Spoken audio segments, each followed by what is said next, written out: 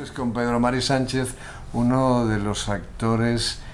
Yo creo que tienes una carrera completísima, Pedro, no solamente porque empezaste siendo un niño pequeño, sino porque has hecho de todo y mucho. Cine, teatro, televisión, doblaje, es decir, que tu carrera, cuando uno repasa todas las cosas que has hecho, parece como si hubieras vivido 100 años, porque ¿cómo se puede hacer tanto, no? Casi, 100 años. Y no de soledad, precisamente.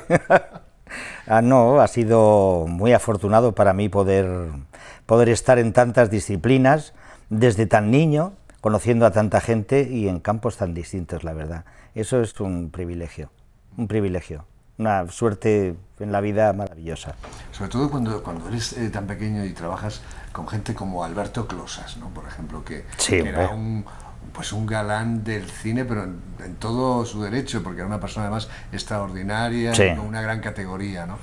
¿Qué recuerdas de él? ¿En qué te marcó? Porque cuando uno mira esos espejos, yo creo que marcan para siempre, ¿no? Sin duda. Alberto era un tipo con una personalidad arrolladora.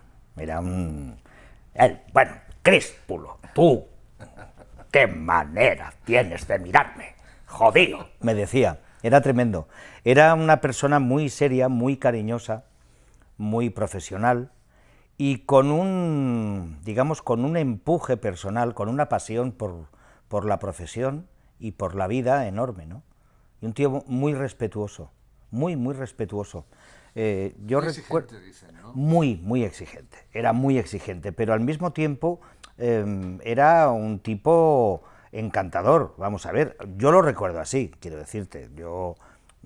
Claro, yo hago La Gran Familia, es mi primera película, y yo le conozco ahí, con lo cual no tengo otras experiencias salvo las que he compartido con él en los rodajes de La Gran Familia, las 2 primeras que hicimos. Exigente, sí, exigente en el trabajo, pero yo no tengo un recuerdo ni uno solo de algo un poco desagradable o tirante, para nada, ¿no? No, jamás en la vida, él tenía adoración por mí, yo lo notaba, es decir, notaba que me quería, que le gustaba lo que yo hacía, me miraba y se me quedaba mirando, decía, este Críspulo, Bueno. No, era un tipo realmente estupendo, y a mí me parece que era un actor fantástico, un actor con unos registros extraordinarios, como bien se puede ver a lo largo de su filmografía y de su trabajo teatral, ¿no? Es decir, que hacía películas muy distintas, trabajó con gente de muy distintos estilos, y eso da un poco la dimensión que tenía él como actor, ¿no? Lo que es cierto es que ya desde ese primer momento, Pedro, tú tienes una gran popularidad, porque ese personaje se hace súper conocido, sí. Vas a ser parte de las familias de toda España, ¿no? Porque aparte es una película muy repuesta, incluso en aquella época, y esa popularidad siendo tan niño, ¿cómo la llevabas? Yo la llevaba muy bien, porque, bueno, era una gran popularidad, pero no era una cosa exagerada, entiéndeme. Es verdad que en aquella época, pues, hombre, salir en televisión era una cosa de un impacto muy superior al de hoy día, a pesar de que los medios audiovisuales hoy día tienen una influencia tan grande en nuestras vidas y en la vida profesional, por supuesto, pero en aquella época no había más que un canal, entonces, claro, cuando salías había unas audiencias absolutamente inigualables, ¿no? Como si lo comparas con hoy día. Y era un fenómeno, sí, la película se convirtió en un fenómeno desde el primer momento, el personaje, como era un personaje travieso que iba todo el día poniendo petardos y, digamos, era el transgresor y tal, y era simpático, porque caía bien, pues hombre, qué cosa más a mano para tomarle cariño que un travieso, un sinvergüenza, un poco, ¿no? Así, un atrevido, simpático y con encanto, ¿no? Porque el personaje tenía mucha inocencia. Yo lo llevaba muy bien, a mí me encantaba, yo no tenía ningún tipo de problema, recibía las cosas con alegría, y a mí siempre me han tratado bien, quiero decir, yo nunca me he sentido acosado ni agobiado por nadie. Ya desde ese primer momento empiezas a trabajar con directores muy importantes, entre ellos Luis Lucia, que Sí. también que tenía muy mal carácter. Ese tenía un carácter Era tremendo ya, ¿no? tremendo. Luis Lucia era... ¡Ah! Pero claro, yo tenía la gran suerte de que yo les caía muy bien, entonces, pero yo veía así, ¡esto! A mí cuando se enfadaba conmigo por alguna razón, a lo mejor, pero, bueno, pero no ya porque se enfadara conmigo, yo recuerdo que estábamos rodando a 38, 40, 42 grados en La Mancha, estábamos haciendo Rocío de la Mancha, con Rocío Dúrcal y Simón Andreu, en fin, bueno. Y claro, el calor ya pone a las personas un poquito nerviosas, como todo el mundo sabe, ¿no? Las horas de rodaje, pues en fin, se multiplican, ¿no? Una hora parece que son tres, tres parece que son seis, y cuando llevas ya 8 horas de sol a sol, pues te parece que llevas toda la vida. Y entonces él cuando saltaba, me decía Marlon Brando, decía, ¡Marlon Brando! ¡Marlon Brando, que te mando para Madrid! Y yo me quedaba mirando, me quedaba así, sorprendido, y decía, que no. Entonces, bueno, yo ya sabía qué tal, pero no, Luis Lucía era un tipo, ese sí tenía un carácter tremendo, ¿no? Cuando cogía, esto no puede ser, pues cosas de producción o del, en fin, como la marcha de un rodaje, que es algo muy complicado, que yo siempre intento hacer comprender a las personas que preguntan por ello, que un rodaje es algo extremadamente delicado. Hay un equipo de personas enorme de distintos equipos, con tempos distintos, con estructuras de trabajo distintas, y es muy complicado. Entonces, cada día de rodaje vale un dineral, porque hay mucha gente implicada, muchísima. Entonces, es normal que la tensión a veces ponga a los directores en situación, en fin, un poquito tensa, ¿no? Pero bueno, esa es también la bondad de los directores, ¿no? Saber aguantar el tirón, pero yo creo que eso es una cosa también, no sé si de genética o de un carácter ya conformado desde siempre, y hay personas que tienen un carácter más, digamos, volcánico, y otras personas que tienen un carácter más, bueno, más suave, ¿no? Más como una laguna que discurre, o algo así. Esa película, como decías, conoces a una Rocío Dúrcal adolescente en los comienzos de su carrera. ¿Cómo era esa Rocío que tú descubres? Con un Luis Sanz, supongo que súper protector en Sí. aquellos inicios de su estrella, ¿no?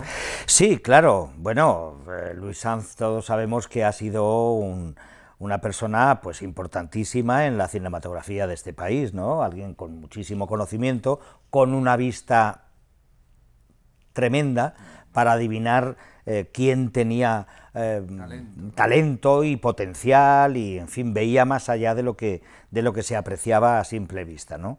Entonces, bueno, sí, claro que la protegía, pero yo nunca sentí que fuese una cosa, bueno, yo no lo sentí, que fuese agobiante para ella. Ella era muy amable, muy simpática, muy profesional, muy puesta en el rodaje, siempre atenta a lo que había que hacer desde que llegaba hasta que se iba, ¿no? Realmente, claro, como eran sus inicios, yo la veía que estaba muy atenta, digamos, a unas pautas que seguramente le habían dado de comportamiento, como es normal, porque ser la protagonista de una película significa que, aparte de ser la protagonista, eres la primera servidora de la película.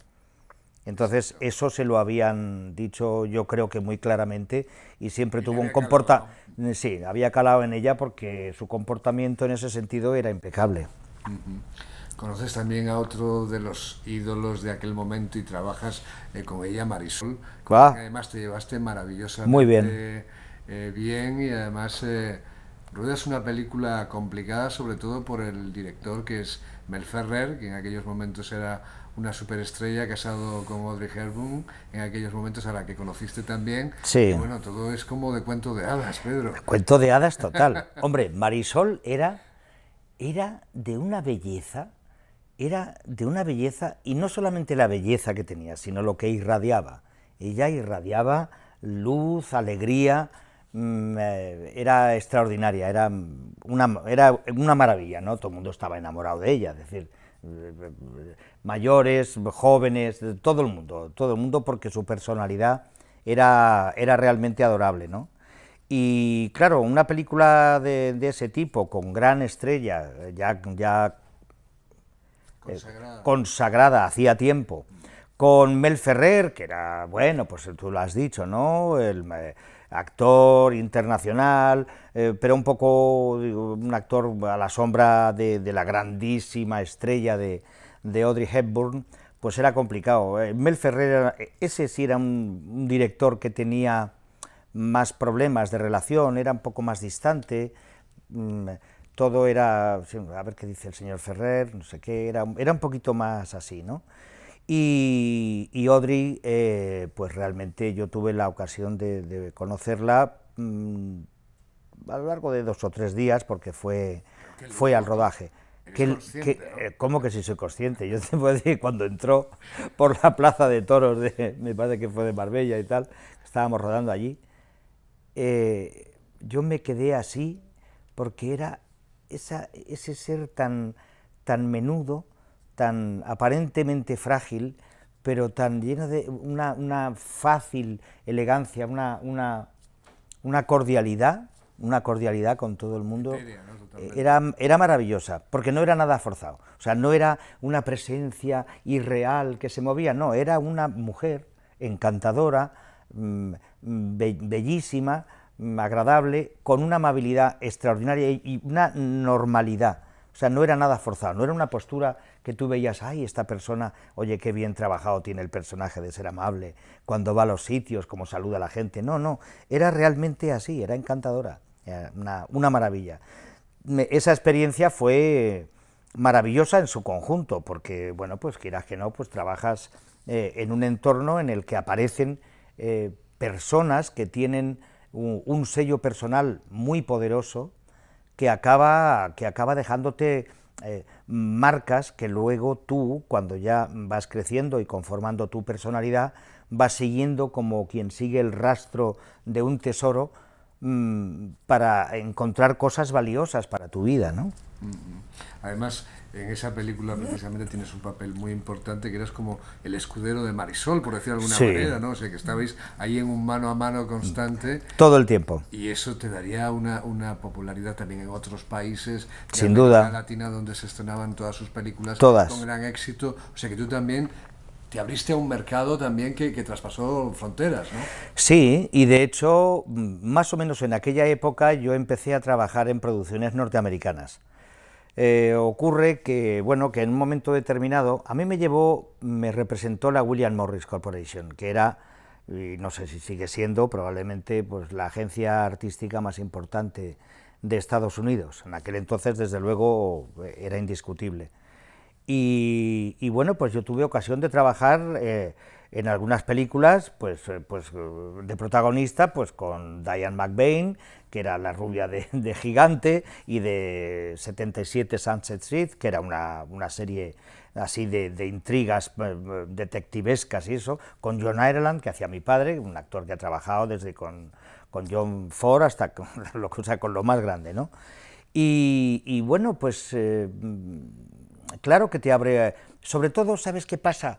Yo creo que lo más interesante de esto es la huella que deja en una persona, o al menos la que ha dejado en mí, a la hora de relativizar las cosas, de no magnificar ni los aciertos ni los errores que puede tener uno o que puedan tener los demás. Es decir, cuando uno tiene la fortuna de salir desde pequeñito y ver otras formas de trabajo, otras formas de entender la profesión, la vida, te das cuenta de que, bueno, de que quizás la verdad no... Hay verdades en cada uno de los sitios, pero no son verdades que se imponen a otras o que son absolutas. Que son cosas que son ciertas y te enseñan a vivir un poco, bueno, pues comprendiendo que el mundo es muy grande. Pero con esas edades, Pedro, ¿jugabas o trabajabas? Yo esencialmente jugaba. Y te voy a decir por qué. Jugaba, lo he descubierto con el tiempo, porque yo decía, yo trabajo, pero trabajaba como jugaba, es decir, jugaba jugando en serio. Con lo cual, al final me di cuenta de que en realidad estaba jugando. Pero jugaba como cuando se jugaba al rescate, o vamos a jugar a no sé qué, o al pañuelo. Hay que jugar sin hacer trampas. Hay que jugar con el corazón, oye, si yo juego a que voy con el este tapado, pues con el este tapado, no vale hacer así, porque si no haces trampa. Entonces, en ese sentido, es juego. Y yo ahora, ya de adulto, desde hace ya mucho tiempo, mi gran indagación está en encontrar el verdadero juego, ¿no? Yo creo que hace tiempo que ya estoy en jugar. Hubo un tiempo en el que estaba muy presionado por el concepto del trabajo, de la responsabilidad, de hacerlo bien, y bueno, pues es normal, cuando empiezas de niño y llevas tantos años, pues atraviesas distintas etapas porque vas planteándote cosas distintas, ¿no?, respecto a tu vida, ¿no?, y qué es lo que haces, por qué lo haces y tal. Pero esa etapa ya hace ya bastante tiempo que pasó. Yo tengo una gran responsabilidad sobre mi trabajo y con mi trabajo, pero me he, digamos, desacomplejado de esa cosa de hacer el trabajo bien. Yo ya intento hacerlo bien y yo ya lo voy a hacer bien en el sentido de seriedad, con lo cual voy a jugar, voy a hacer lo que los ingleses dicen play y los franceses jouer, pues eso, jugar y jugar. Desembarcas en la adolescencia y de repente, a diferencia de otros niños prodigio, te conviertes en un ídolo de adolescentes porque te favorece el físico y te conviertes en un adolescente muy muy guapo y muy requerido también, que no sé si para ti eso fue algo conflictivo, en ser, digamos que, un adolescente objeto de deseo. Sí, hombre, vamos a ver, la adolescencia es una etapa muy complicada para todo el mundo, muy complicada, por más que uno haga ver que no, pero en realidad aquello es un follón de todo tipo, ¿no? Entonces, es verdad que yo pasé un tiempo muy bien diciendo, bueno, ¿qué pasa? ¿Por qué te sientes un poquito como superado por por sentirte tan observado? Observado, nada más. Pero eso es algo que, claro, todo el mundo necesita sentirse seguro. Y en la adolescencia, pues hay determinados momentos en los que te encuentras realmente con necesidad de sentirte seguro, ¿no? Porque cambias de tribu, sales de tu familia, están las tribus de tu barrio, de otros barrios que visitas. Si estás en el trabajo según el proyecto teatral o cinematográfico o televisivo que haces, te encuentras con distintas tribus, grupos distintos, en los que normalmente la gente queremos integrarnos, sentirnos aceptados. Entonces es lógico que en la adolescencia yo me sintiera a veces un poco como diciendo, bueno, a ver cómo me muevo, a ver qué hago y tal, y que bueno, pues yo quería sentirme seguro, y de hecho, pues en algún momento determinado yo dije, no, yo tengo que adoptar una actitud de ser mayor. Voy a ser mayor. Venga, hay que hacerse aquí el mayorcito para dar la impresión de que se sabe muy bien lo que se hace, cuando en realidad no tenía ni la menor idea. Pero bueno. ¿Eras consciente de que tenías un físico que te abría las puertas también y que era un poder? ¿O tardas mucho tiempo en descubrirlo? Justo lo contrario. Yo pensé que mi físico era algo que yo tenía en contra. Porque todo el mundo me decía, es que eres tan guapo. Yo pensaba que eso era algo que iba en contra mía, no era un poder que yo tenía. No era consciente de eso, yo lo veía como algo que era justo lo contrario, y que me iba a impedir decir, yo soy un buen actor, ¿sabes? Claro. Esto es así. O sea, visto desde fuera era otra cosa, porque me lo han dicho gente amiga mía, que con el paso del tiempo me han dicho, bueno, no sabes lo que eras tú de joven, te estaba todo el mundo loco contigo. Es verdad. Sí, es bueno, debe ser verdad, puesto que me lo dicen con frecuencia, ¿no? Me lo han dicho. Pero yo te aseguro que no era consciente, de ninguna manera. No era consciente y pensaba que era algo que me restaba méritos y que en el fondo no era tan importante. Yo descubrí años después, muchos años después, que eso es algo que estaba muy bien, el que en vez de ser, pero yo o no aproveché aquello, digo en el mejor sentido, es decir, de ser consciente, bueno, es como si alguien tiene la facultad de saltar 100 metros así, cuando haces y salvas una distancia enorme y dices, no, esto no, pues alguna utilidad tendrá, ¿no? evidentemente, la tiene. Entonces, bueno, estaba ahí, eso de la belleza, pues bueno, pues estaba ahí, pero yo no solamente no era consciente, sino que incluso estuve batallando contra esa imagen. Y fíjate si era así, que aunque tú ya habías cantado cuando eras pequeñito, Sí. es en ese momento cuando te quieren lanzar como un gran ídolo musical. Sí, cuando después de hacer el Rocky Horror Show, sí, en teatro. Y tú dices que no es.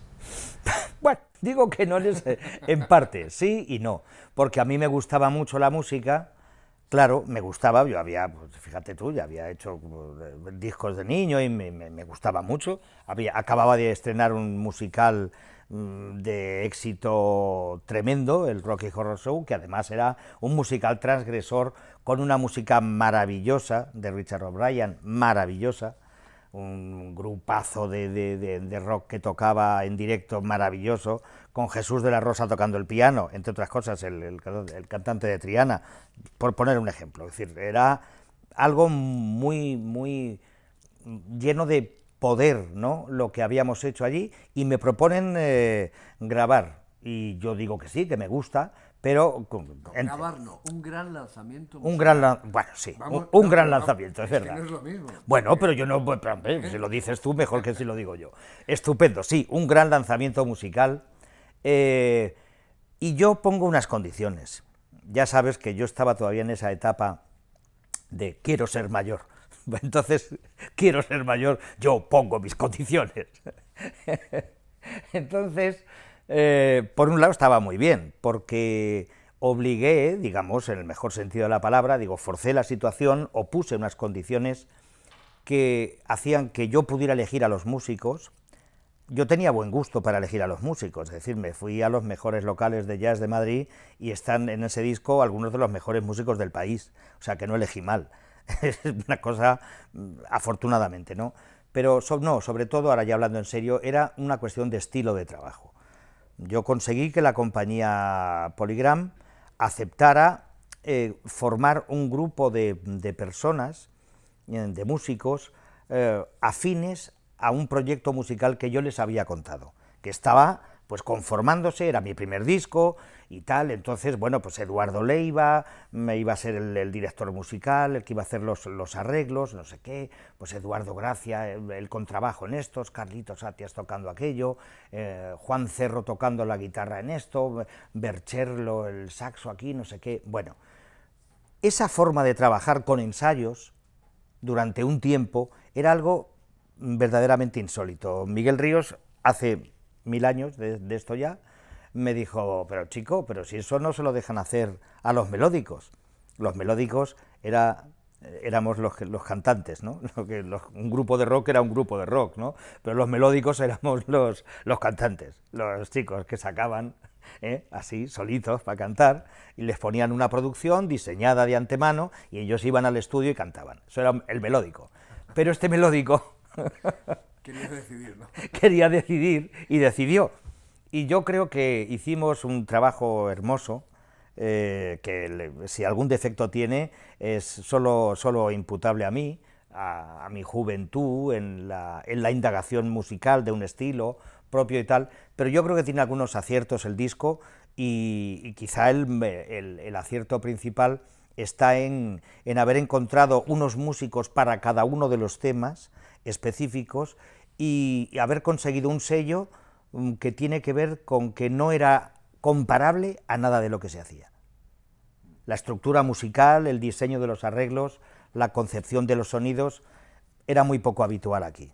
He tenido la fortuna, además, de que tanto los músicos que años después me he ido encontrando por el camino me han dicho que cuando quisiera, oye Pedro, cuando quieras volvemos a grabar. Y por otro lado, pues críticos musicales muy relevantes han hablado maravillas del disco, algunos de ellos años después, pero está muy bien, porque quizá algunos hablaron bien del disco en su momento y otros hablaron bien años después, pero casi me alimenta más las buenas críticas de años después, porque vienen también a reflejar que todo el mundo reposa las cosas y que el tiempo te hace ver con una perspectiva las cosas que se Claro, hacen. pero tú querías hacerlo todo porque estabas grabando Estudios 1 sin parar. Sí. Estabas haciendo teatro sin Sí. parar. Yo no sé cómo era tu vida en aquellos momentos, pero deberías tener un timetable que era como abrumador, ¿no? O sea, sin Bueno. tiempo para nada. Bueno, sí, daba tiempo a todo y también salía a correr y cogía la bicicleta y hacía... Es que yo he sido un poco un guindilla toda mi vida, ¿sabes? Es rabo de lagartija. Y bueno, sí, pero está muy bien, no sé, yo... ¿No sientes que te hayan robado una parte de tu niñez, de tu adolescencia? No, no, no, no. Yo he jugado, mira, yo he jugado en mi niñez, no, para nada. Yo he jugado muchísimo.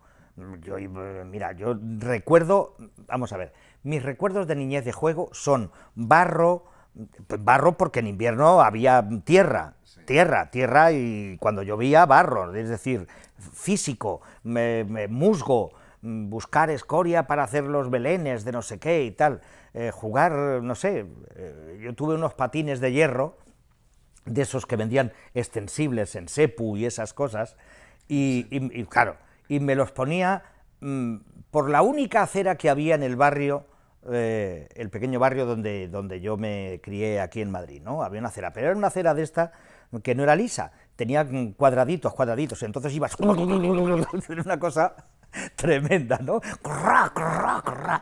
Entonces, yo he jugado mucho físicamente, con la tierra, con los árboles, con los juncos, con los... ¿sabes?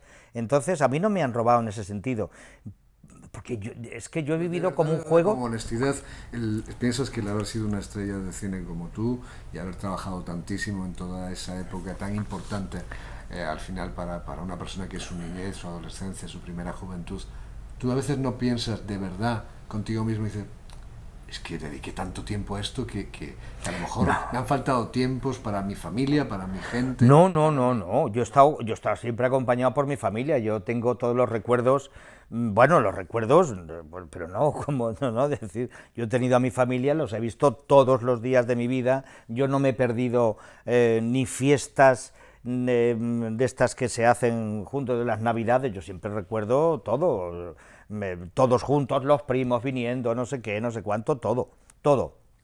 Absolutamente. Aparte que, bueno, yo no tenía vamos a ver, de niño yo no tenía una agenda, no, yo iba al colegio, me suspendían, me aprobaban después de tener que recuperar, o lo que sea, de una manera de verdad, bastante normal. Y luego en mi adolescencia, pues fíjate que el trabajo baja un poco, inevitablemente, pues no hay tantos papeles de adolescente, y cuando ya empiezo a trabajar luego como adulto primerizo, pues tampoco, porque a mí la vida, es decir, que yo siempre he vivido esto como un maravilloso juego, o sea que yo estoy en el colegio, ¿no? Y estoy pues en el colegio Academia Haas, al que iba de niño, y de pronto me sale una cosa para irme a Roma, a rodar una película de romanos. Hombre, pues claro, pues fíjate tú qué mal, ¿no? Qué disgusto. Digo, bueno, dejo ir a clase, claro, luego había que apretar en el colegio y tal, y en la mar aquí. Pero no, de verdad te digo que yo no tuve una vida programada. No tuve una vida programada, que eso es quizá... Aparte, me gustaría hacer una reflexión respecto a esto. Imagínate la vida de un niño que no tiene nada que ver con el mundo del espectáculo ni nada, ¿no? Pero tiene un padre, una familia de tradición, por decir algo, de un maravilloso bufete de abogados. Sí. Y entonces tienen que ir a estudiar a tal sitio, van internos aquí o no sé cuántos, y tienen una disciplina de tal. Esos niños están viviendo también una vida, que ¿cuál es la vida de ese niño? Estudian lo que les dicen que tienen que estudiar, se comportan según los cánones que sus padres tienen establecidos. Quiero decir, todo el mundo, de una u otra manera, tenemos un modelo, que es el que nos viene dado por la familia o el que la vida nos va poniendo, que tiene exigencias y que tiene, digamos, regalos, ¿no? Es como la quina Santa Catalina, es medicina y es golosina. Te dan una cosa y te quitan otra, ¿no? Pero pero en ese sentido yo creo que todo el mundo lo tiene, en mayor o menor medida. Yo he tenido la gran suerte de que yo no he estado, yo no tenía un en que me decían, tienes que decir esto, no puedes ir a tal sitio, no, eso afortunadamente... ¿Te sentiste libre? Sí, no lo he tenido, y cuando me ofrecieron hace muchos años, pues yo tendría unos 12 años, ya te digo, estaba rodando estas películas norteamericanas y eso, me ofrecieron un contrato para ir 5 años, un contrato inicial de 5 años, pagadísimo, con los estudios, con todo, para ir a Estados Unidos, y mi familia no podía venir conmigo. Entonces mis padres dijeron, yo creo que con muy buen criterio, que no, que el niño tenía que estar con su familia y con sus padres, que no se iba a ir a Estados Unidos. A vivir, a rodar una película, sí, encantados, pero a vivir, no, tendrá una institutriz maravillosa y 2, y ustedes podrán venir a verle y tal, pero dijeron, no, el niño es un niño. Esto es maravilloso, a él le encanta, a nosotros también, le viene bien, nos viene bien. Vale, todos somos muy felices, en todo. Mejor, maravilloso. Pero el niño no se puede ir a vivir a otro país porque tiene 12 años. No puede dejar a su familia, o sea, no. Y nosotros no nos podemos trasladar allí porque tiene sus otros hermanos. Nosotros, el padre trabaja aquí, en fin, no había lugar. Otra película que tenemos que recordar necesariamente es Otra vuelta de tuerca, una joya Sí. de Eloy de la Iglesia, que es maravillosa, y además que yo creo que Eloy debía estar abducido por ti, porque toda la película está hecha por, aparte de ser, bueno, pues un guión maravilloso, pero por y para tus planos, tu lucimiento personal, ¿no? Más absoluto. Bueno, ¿Eres consciente, no? Sí, soy consciente de que él volcó... Tu belleza, tu Sí. fotogenia, yo creo que eso yo lo que no entiendo es cómo esa película, porque aparte yo creo que ha ganado con el paso de los años, que es decir, que ha envejecido muy muy bien. Ha envejecido bien la peli, sí. Y cuando la ves te gusta revisitarla, ¿no? Sí. Porque está muy bien rodada y los planos son maravillosos. Sí. Es una película que parece que tiene un gran presupuesto, ¿no? Sí, sí, fíjate, es curioso, es una película que tiene un formato visual de gran creador de cine clásico, ¿no? El sentido así como viscontiano, ¿no? Totalmente. Entonces, es verdad, tiene un rigor narrativo la película que se sostiene muy bien, se sostiene realmente bien, cosa que no es fácil porque, en fin, hacer una versión de esa novela ya llevada al cine, con ejemplos, algunos de ellos realmente notables, pues es muy difícil, ¿no? Dar el salto, además, para convertir la institutriz en un preceptor joven, recién salido del seminario, con dificultades de identidad, ¿no? Pues era una aventura realmente complicada. Y yo creo que la película estaba narrada con una elegancia y con una sobriedad muy importante. Yo creo que es una película de Eloy muy diferente, pero al mismo tiempo muy suya, es decir, mostraba el tipo de cineasta que realmente era, porque él siempre anduvo, es mi humilde opinión, ¿no?, pero él anduvo un poco no jugando, sino queriendo mostrar esa parte de enfant terrible, ¿no?, que por otro lado tampoco se llegaba a entender bien aquí, pero es porque quizá él tampoco encontraba exactamente el punto entre su clasicismo como cineasta y su espíritu transgresor.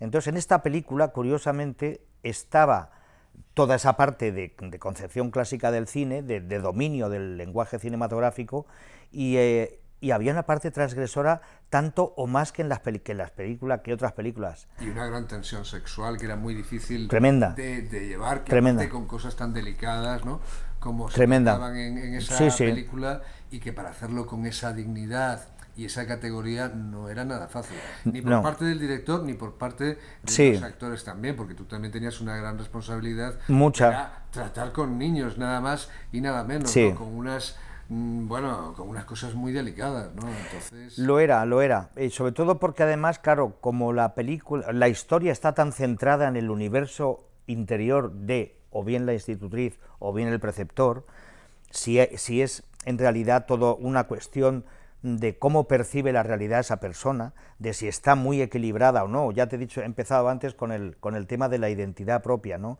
Él tiene un gran problema con su identidad. Entonces llega un momento en que realmente, claro, no sabe si lo que está viviendo es real, son sus fantasmas, que le aterrorizan, por cierto, sus fantasmas que van más allá de los fantasmas que pueden habitar la casa, sino los fantasmas interiores suyos sobre su identidad sexual, sobre el mundo del deseo, del pecado, de la pureza, porque él viene de un seminario, ¿no? Entonces, claro, él volvía tanto a mí todo el tiempo, no ocurría nada en la película sin que volviera al personaje central, para ver qué le ocurría. Y en ese sentido, pues hombre, sostener una película con tantísima presencia, pues era una aventura muy complicada. Y yo, fíjate, cuando yo... ¿Lo pasaste mal en la película? ¿Te costó? Sí, era difícil porque yo tendía mucho a hacer un trabajo cuanto más interior, mejor. A mostrar, sí, sí, pero no, a mí eso no me preocupaba nada, es decir, no era una cuestión que a mí me pusiera dificultad el hecho de tener una mirada con un chico de 12 o 14 años, no me acuerdo cuánto tenía Asier en aquel entonces, no sé si 12 o 13 o 14, o con una niña de más o menos edad, no era eso, era una cuestión del equilibrio que había, según yo lo entendía, que había que mantener para ver el conflicto interior que tenía esa persona sin estarlo explicando demasiado. Y en ese sentido era difícil porque a veces la propuesta de Eloy era un poco más explícita, no en las acciones, sino en las reacciones mías. Y yo tendía siempre a hacerlo más interior, a que se comprendiera sin explicitarlo tanto, sin poner tanto una especie de subrayado a una determinada propuesta visual mía, ¿no? Entonces, en ese sentido nada más, pero por lo demás fue extraordinario rodar esa película, que tenía elementos realmente apasionantes para mí, apasionantes. Y aparte de eso, en aquellos momentos, la huelga de actores, Pedro Mari, uno de los actores más activos en aquellos momentos que estabas como muy implicado, revolucionado, vamos, yo creo que entre tú y unos cuantos más estabais barajando toda aquella situación tan difícil que os salió tan bien y que gracias a vosotros ahora pues los actores tienen los días de descanso que tienen y una dignidad que luchasteis mucho por conseguirla. Era muy complicado. Hombre, hay que tener en cuenta que no había día de descanso.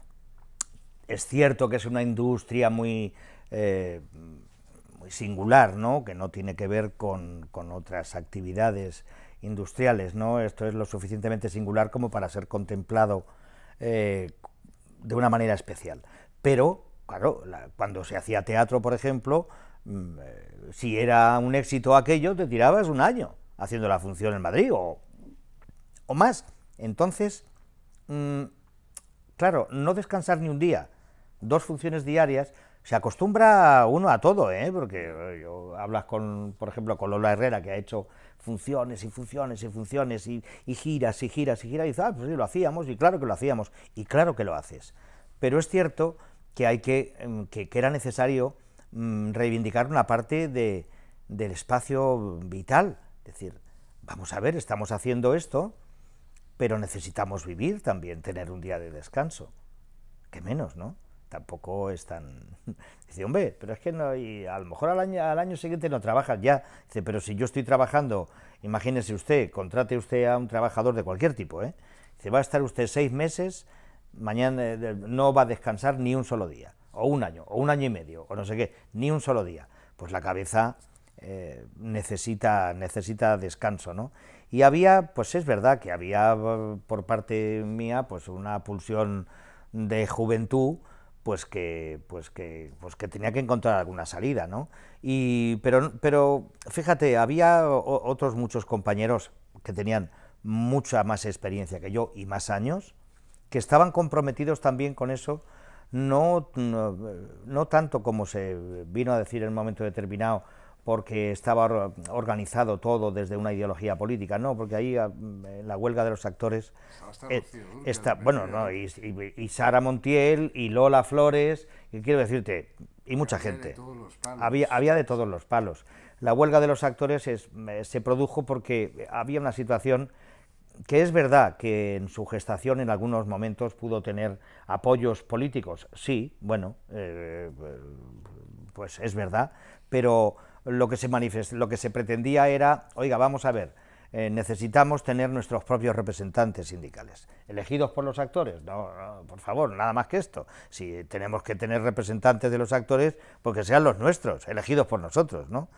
Era una cosa bastante razonable. Pero claro, es verdad que aquello estaba poniendo en jaque el propio sistema vertical. Claro, entonces tenía unas repercusiones políticas importantes. Bueno, tuvimos apoyos internacionales al más alto nivel, o sea, figuras del mundo del cine, del mundo del teatro a nivel mundial, por supuesto, estaban apoyando aquello, ¿no? Y lo cierto y lo que por eso fue un éxito, fue porque realmente era algo cargado de razón, era algo de sentido común lo que se pedía, y unió a gentes que tenían ideas políticas diferentes. Yo, de hecho, nunca pertenecí, ni pertenezco, ni he pertenecido nada a ningún partido político. Es decir, yo como ciudadano puedo tener unas determinadas ideas, por supuesto, unos convencimientos, y a veces he estado apoyando una acción concreta porque la he creído de justicia, según mis criterios, equivocados o no. Pero, al igual que yo, también me decían, este es de los blancos, decían, porque no estaba ni con unos ni con otros, políticamente, es decir, jamás me ha gustado ligarme a ningún movimiento concreto político, ni a ninguna ideología política, precisamente por intentar mantener mi libertad de criterio. Aunque sea un espejismo y una ilusión, uno quiere mantenerse en ese espacio de imaginada libertad de elección, ¿no? Y entonces, sí, al estar gente tan distinta, gente que había pertenecido o pertenecía al Partido Comunista, pero gente que no pertenecía a ningún partido, gente de derechas, había todo. Entonces, claro, es lógico que aquello tuviera una repercusión grande ante el público, que encontraba cómo sus grandes figuras de toda la vida estaban ahí, estaban movilizadas, y la gente no entendía, claro, porque de pronto, claro, que Juanito Diego, de pronto tal, pues había gente que sabía o que no sabía que él estaba comprometido con unas ideas y tal, pero cuando veía a Juan Diego con Sara Montiel y con Lola Flores, decían, ¿esto cómo se come? Pues esto se come, niño, con la vida, porque la vida va mucho más allá de los compartimentos que queremos ponerles continuamente. Bueno, ya me he metido. En toda esa época tienes una intensa labor en el mundo teatral, trabajas con Tamayo muchísimas veces, sí. Eres uno de sus actores favoritos, y bueno, es que hay una lista enorme, ¿no?, de directores que en ese momento, pues la verdad es que quieren tenerte en sus repartos. Y yo no sé si de verdad a veces el haber trabajado con grandes del teatro, del cine, hace que quizás en los tiempos de ahora queden un poco descafeinados. No sé cómo lo ves, ¿no? Porque a veces, claro, cuando uno viene de esos universos tan maravillosos, pues ahora es que cuesta mucho encontrar profesionales de esa categoría, aunque los hay, ¿no? Pero los hay. Yo he tenido una gran fortuna, es verdad. Es decir, trabajar con Lluís Pascual ha sido maravilloso, con Tamayo, maravilloso, con José Luis Gómez, maravilloso, con Ariel García Valdés, maravilloso. Es decir, es un disparate, ¿no? Digo, la suerte que he tenido, ¿no? Bueno, que claro, estoy dejándome en el tintero, es decir, muchos, ¿no?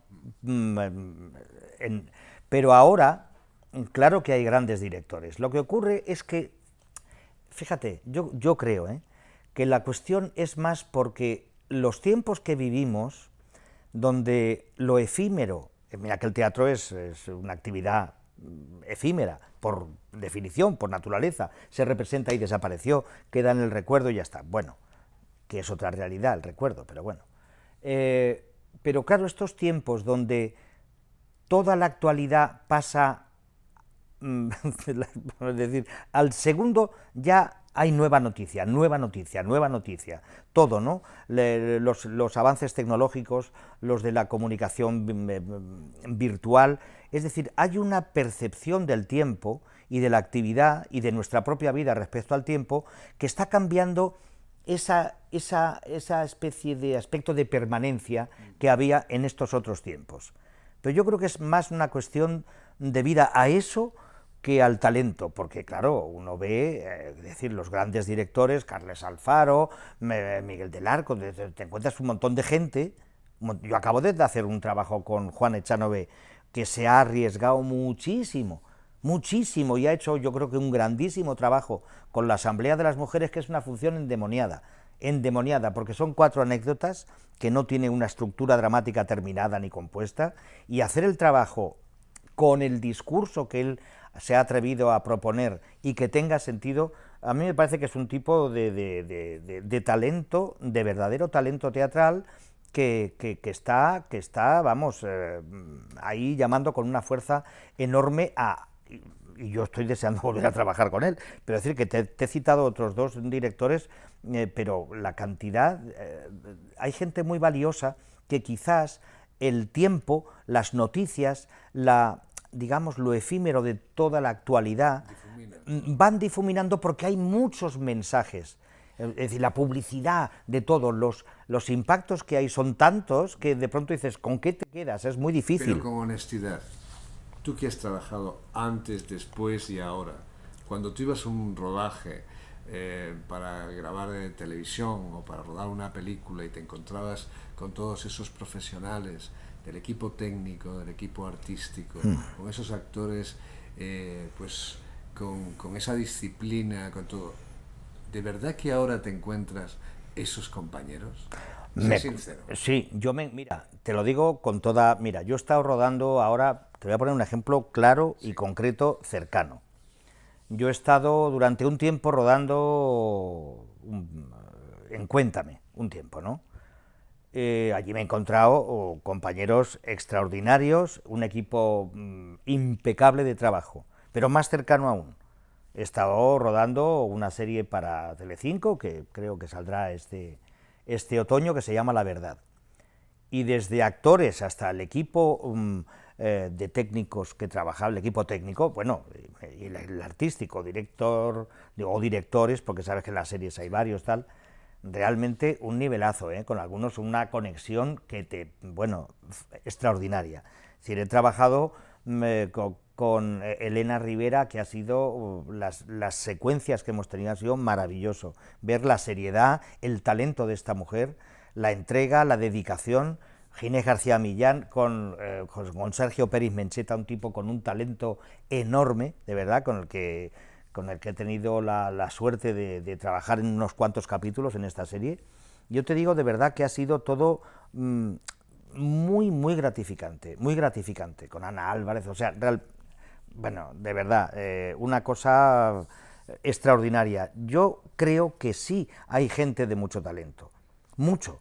Lo que ocurre es que creo que es esta percepción del tiempo, el poco valor que se le da a las cosas. No dejamos que las cosas permanezcan. Mira, seguramente será maravilloso para la industria teatral, pero eso de que no se permita que las funciones estén, si son de éxito, 1 año o año y medio en una cartelera, y que los teatros ya se programen, dice, y tienes por la mañana esta función, por la tarde esta tal, hay 45.000 cosas, al final te pierdes.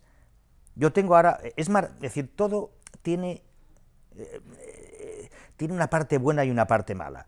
Las plataformas de televisión, es maravilloso tener las plataformas con 1000 series y tal, pero te pierdes un poco. no es que sea malo, dice, también pasa con los libros, hay 5.000 libros y luego tú eliges lo que quieres, o lo que la vida te da, o lo que las sugerencias te hacen ver, pero eso también hace que sea más difícil que se consoliden de cara al público una serie de valores que, teniendo muchísimo mérito, no tienen el poder de implantación porque las circunstancias no lo han permitido, no por el valor en sí mismo. Hay series extraordinarias, hay libros extraordinarios, que si no se conjugan una serie de circunstancias favorables, no se convierten en un bestseller. Y eso no quiere decir que no sean libros o series o películas de extraordinario valor. Eso es lo que está pasando, hay tanta información, tantos impactos. ¿Sabes solamente lo que es la publicidad? La publicidad te hace miles de impactos al día, pero de un poder terrible. ¿Cómo sobrepasar eso? Una noticia, un trabajo extraordinario. A veces, cuando quieres darte cuenta, me pasa a mí, que soy profesional de esto, digo, ay, se me ha escapado tal función, no he podido verla, porque estaba de viaje, no sé, y alguien va y te dice, pues no sabes, era maravilloso, era extraordinario, se perdió. Y bueno, es mi opinión, no sé. sí, no, pero es la realidad, ¿no? Pero realmente, tanto esfuerzo, tantos teléfonos que suenan o que no suenan, tantos momentos extraordinarios y otros duros. El sueño de la interpretación merece la pena, de verdad. Bueno, poniéndolo en una balanza, tú que lo has vivido todo y que has crecido con la cámara delante, en las tablas, en todo. De verdad, tú mejor que nadie puedes valorar si ese sueño y esas luces tan bonitas y esos momentos tan fantásticos merecen la pena como para poder aguantar todo lo demás. Pues mira, te voy a decir una cosa, es como decir si la vida merece la pena. Claro que merece la pena. Aún en la peor pesadilla, merece la pena, entre otras cosas, porque es inevitable. Uno está vivo mientras vive. Esta profesión, bueno, es elegida y me ha elegido a mí también. Son dos cosas. Y en mi caso, desde luego, no lo dudo. Mira, la experiencia que he tenido, que he vivido en los últimos años es tan gratificante. Es decir, hacer la Asamblea de las Mujeres ha sido un verdadero placer cada uno de los días de representación, un gozo extraordinario por la gente con la que trabajaba, con el amor que me devolvía la gente. Es decir, yo era feliz cada vez que me abrazaban con su risa o con su aplauso, porque era un abrazo, porque estaban prendados de lo que estaba haciendo, yo me sentía la persona más privilegiada del mundo, y te lo digo de corazón. Claro que merece la pena. Lo que pasa es que eso engancha y solo quieres que todo sea así, que todo sea así de extraordinario. Cuando he ido a rodar a la verdad, ver a todo el equipo que de pronto hacía así porque iba a rodar, a ver qué hace este hoy, porque les gustaba el trabajo que estaba haciendo. Mis propios compañeros actores que me han dicho, ¡ay, Pedro, es que estás... Cuando te dicen eso y te lo dicen de verdad, es como una reconciliación con la vida absoluta. Yo te lo digo así, si no fuera... No sería capaz de mentir en esto, ¿eh? Y al vivir esos momentos tan intensos, tan bonitos, a veces de una plenitud total, después a veces la vida no es un poco decepcionante, quiero decir, porque claro... No, la vida no, ¿qué va? No, la vida no es decepcionante, la vida es maravillosa. Ya, pero es que es como ese subidón de adrenalina, ¿no? Como cuando vienes del aplauso, de lo maravilloso, y después llegas a tu hotel y ya es el silencio, ves caminando por la calle solo y ya pasas al... No. Es extraordinario. Me encanta llegar. A mí me encantan los hoteles. Me encantan los hoteles. Yo soy feliz en los hoteles. Mira, cada vez que voy a un hotel es porque estoy trabajando, normalmente. Entonces ya soy feliz. Me gusta buscar un hotel que tenga buenas vistas, y yo llego a mi hotel, me pongo a mirar me encanta. Cuando antes de ir a trabajar hago mi descanso, mi siesta, después de comer, hago rutinas muy sencillas, muy humildes, pero es que yo soy feliz saliendo a dar un paseo por una de las ciudades o pueblos por los que vaya, y si hay una luz bonita ya me ha compensado. Es decir, soy una persona que ama y disfruta mucho la vida. Aparte que no me parece nada, decir, el oropel no sé qué, bueno, llámale como quieras, o los aplausos y las luces, eso es una cosa, pero luego la vida, mira, no hay cosa que me guste más que ir a tomarme un vermú a un sitio agradable donde te pongan un aperitivo estupendo y a comer unas gambas cocidas maravillosas. Eso me parece un lujo y un regalo de vida.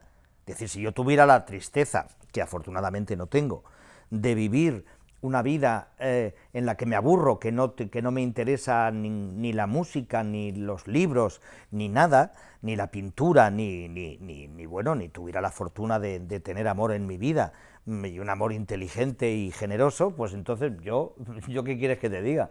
A mí la vida no se me hace aburrida en comparación con esos éxitos, me parece maravillosa, porque el paseo más sencillo, en complicidad con la persona que amas, pues es maravilloso. Y cuando no he tenido la fortuna de tener a alguien a mi lado, pues yo he sido muy feliz saliendo y ver, tráigame usted, por favor, tráigame usted, ¿qué tienen hoy? Ah, póngame esto.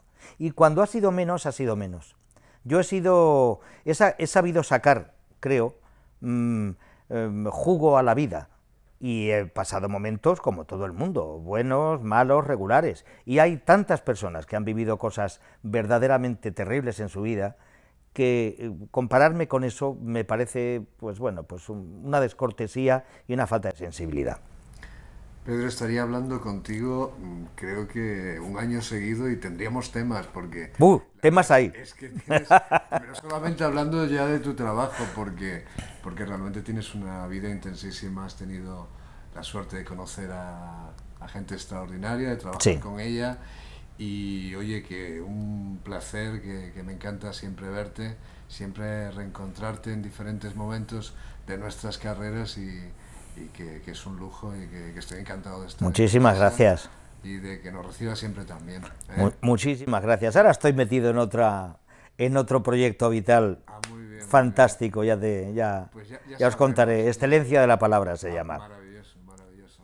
Ya te sonará bien. Que un placer, y muchas gracias por recibirnos. Pues encantado. Venga. Hasta luego. Hasta luego. Adiós. Adiós. Adiós.